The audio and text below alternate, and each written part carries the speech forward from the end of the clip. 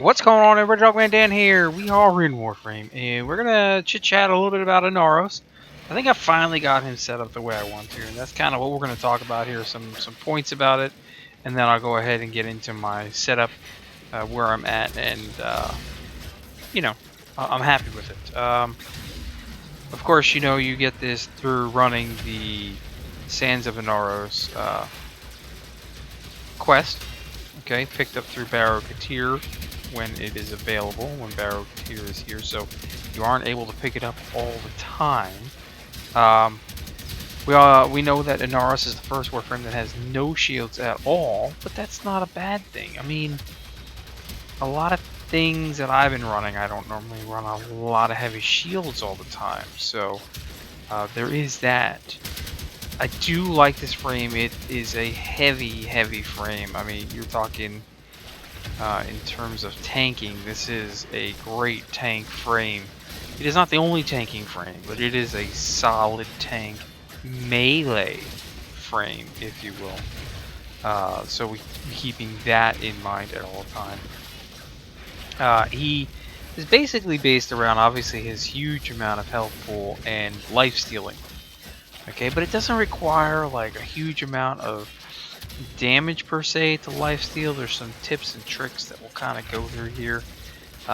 He does have a higher base leveling, and it scales differently than other Warframes do. Obviously, I mean, he's got huge pool in here once you max it out, and that's not even totally maxed. I think you can use something. You can use other mods to make it higher than what I've got set up.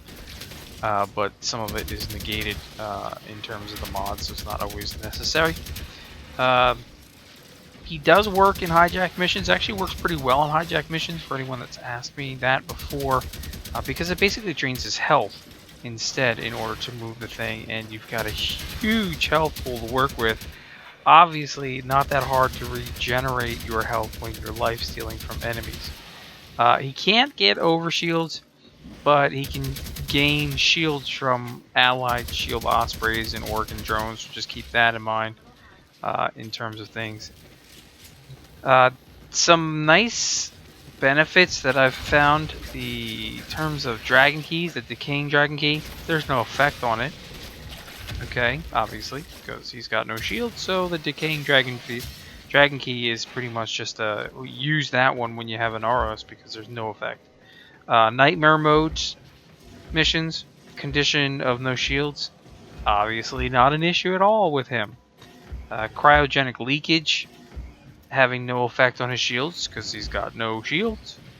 And of course, we talk about rage giving him energy when damage is taken, which obviously was in the first setup that I did, and it's in this one here that we're going to talk about a bit as well in just a minute. Now, some of the other things that are kind of cool about him is he's kind of like an undying frame. Now, that's not to say that you can't actually die, because you can die if you're not prepared, if you're in higher level missions and you're not thinking about it. You can die, but there are some ways to mitigate that and get around it and to deal with it. So upon losing his health, instead of like a standard bleed out, he'll actually go into a immobile sarcophagus. I can't say it. Oh my gosh, how bad. I think I said it.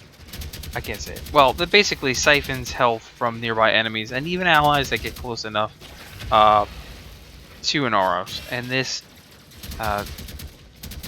dealing and sucking in the health will obviously damage the enemies, and it'll also reboot a little bar that you'll see playing on the screen. And once that bar reaches that meter reaches 100%, basically you're restored and you bring yourself right back to life. Now, you can use Undying Will, which I didn't know about originally, but I do know about that now. You can use Undying Will, obviously, to lengthen your bleed out state. However, I would actually suggest not using Undying Will and actually using a maxed Provoke mod, okay? And the reason being is because the Provoke mod gives you 110+% damage during bleed out. And while he's sucking up all that health, he's damaging, obviously, and bring in 110%. And at higher levels, this is going to be much better than a longer Undying Will. Now, that's not to say that you can't use Provoke and Undying Will together and really be able to make sure that you're still alive, but it doesn't fit with me in terms of how I'm playing it. So Provoked is going to be the mod that I want to work with, and it does take a lot to max it up. I maxed one up. It took me almost 1.4 million credits, and we won't talk about the amount of mods that I used to make that happen.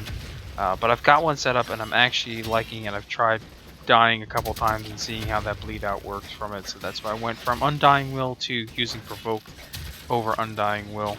Additionally, what's really nice is his melee finishers will also restore 20% of his health every time you do this. So it doesn't work with ground finishers, but it just works with regular melee finishers.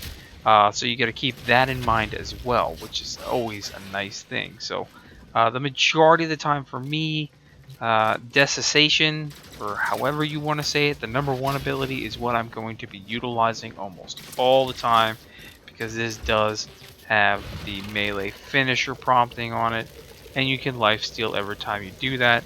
And that correlates right in line with the Scarab Swarm, where you can set up your armor in the beginning.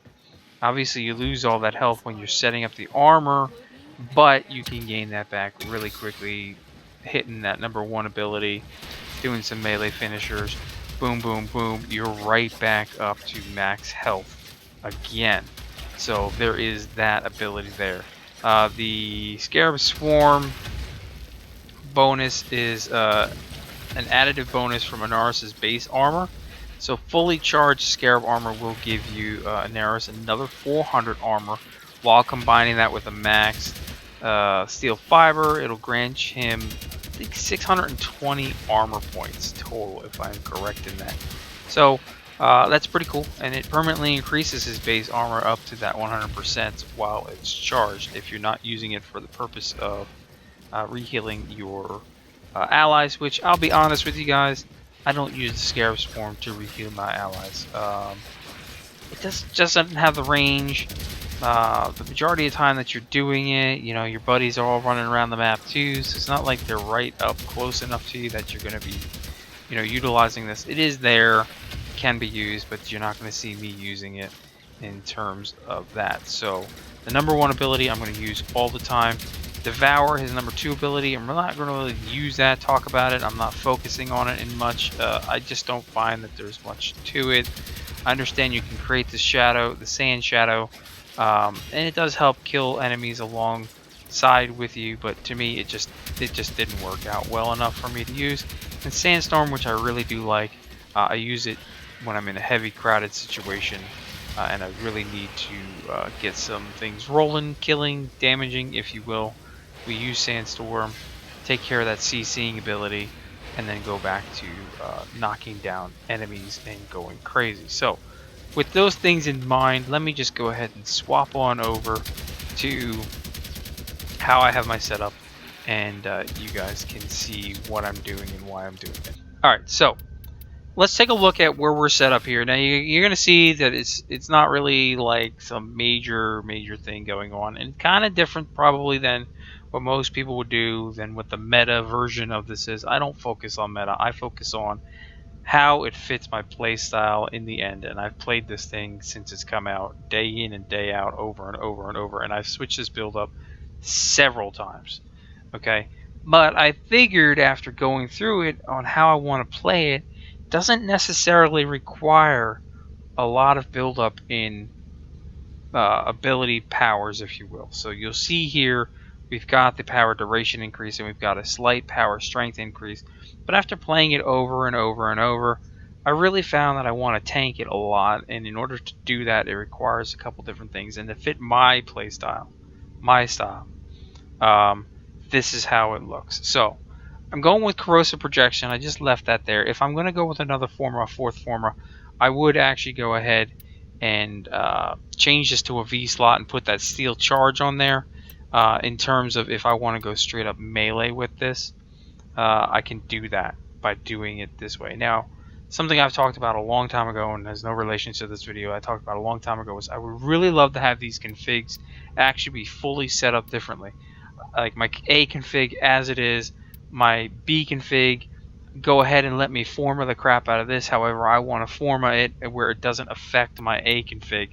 That's the way I've always wanted it for the past 3 years. People have always, laughed at me for that. They're like, oh, you can set it up this way. Yeah, but it's the same thing. It's the same slots that I'm using that are formatted. I don't want that. I want a whole completely different setup in here. That's why I love my config B. I can make a whole completely setup different from config A, and it don't bother me if I've got to use more Forma, because let's say this is the frame that I want to use all the time.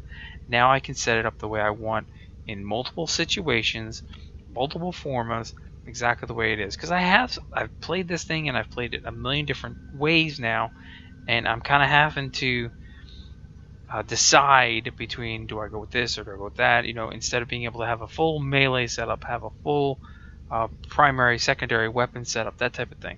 Of course, you're always going to want to have a melee when you have him, just because of how his abilities work. So corrosive projection, though, for me is the way I'm going to go with this one. It's solid in here. I don't have to worry about it. I don't need energy siphon because we're going to gain energy back through the rage because we have no shields. So immediately taking damage on our health is going to give us back or going to give us health on our energy, or energy from our health damage. So we've got that. We've got your basic fully max steel fiber at 110%. We've got your max vitality of 440% health, and that gives you the 420 armor and the 4620 health. Again, this gets increased to 620 once you add in the Scarab armor on his 4th ability at the beginning of the mission, and then this health gets pulled right back up easily by doing a couple hits and doing some life stealing. 20% melee finish, boom boom, you're right back up to where it's at.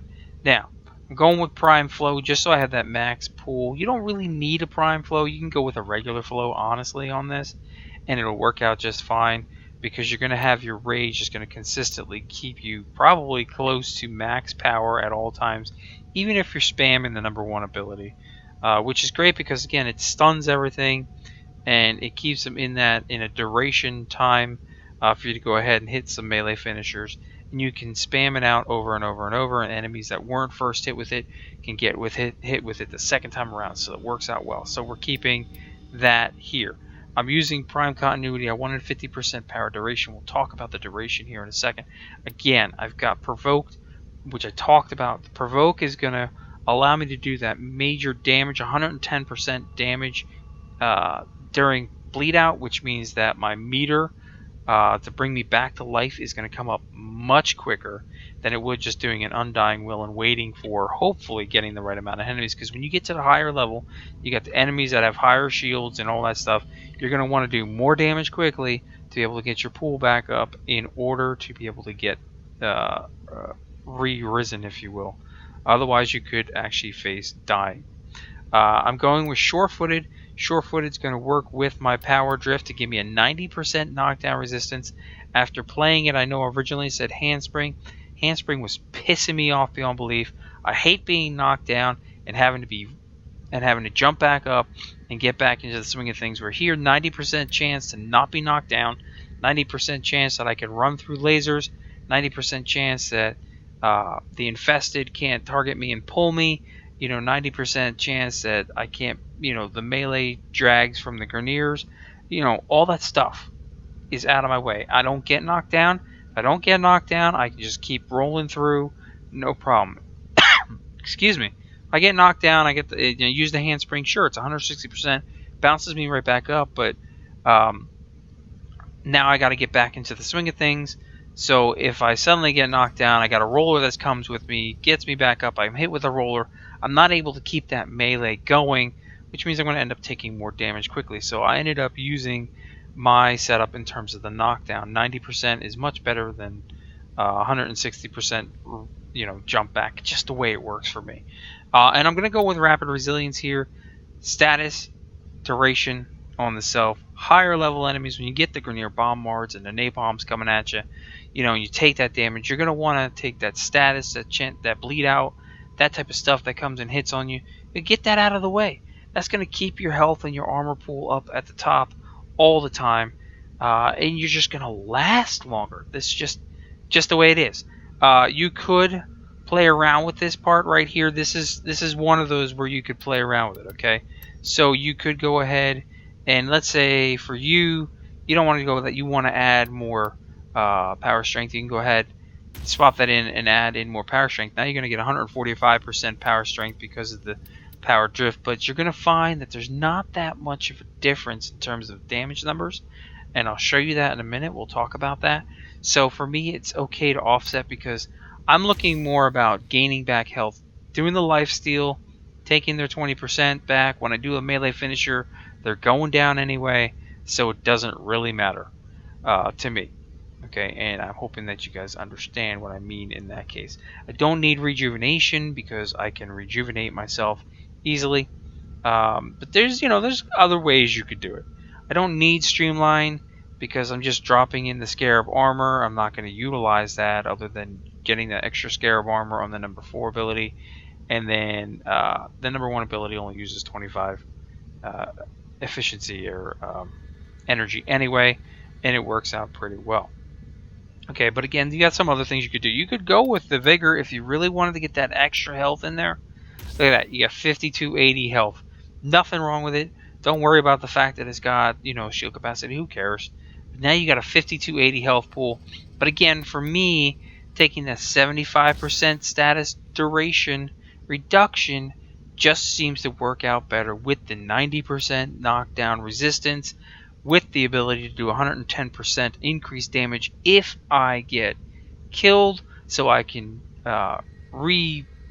heal myself and get back to doing the things I want to do. Rage is going to constantly keep the energy flowing in. I'm using the prime flow. Don't need the prime flow. It's just giving me the 400 pool instead of a 300 pool, but always good to have. 50% duration, which we'll talk about right here in just a second, and of course your steel fiber and your vitality are kind of mandated in this case, ability wise.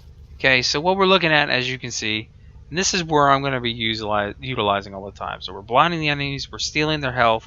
When we do the melee finisher, like I said, then we go ahead, get 20% of that health back, we're good. Damage is 172.5, 9.2 per second. Lifesteal doesn't seem to be able to be changed in any way, shape, or form, so it's always 25%. I thought it was 20%, but it's 25% when we hit that melee finisher. Power duration, 12 seconds. You've got a nice amount of time to be able to do a number of finishers, depending upon which weapon you're using. And I'm just keeping the standard 15 meter range, which is fine. Devour 287. Damage per second, power duration 45 seconds, so I could really hold this on pretty long time if I need to get a lot of health back in a quick way. I can use Devour, and once I brought him in, I can go ahead and get as much life back as I want, and then I can create my Stand Shadow, if you will.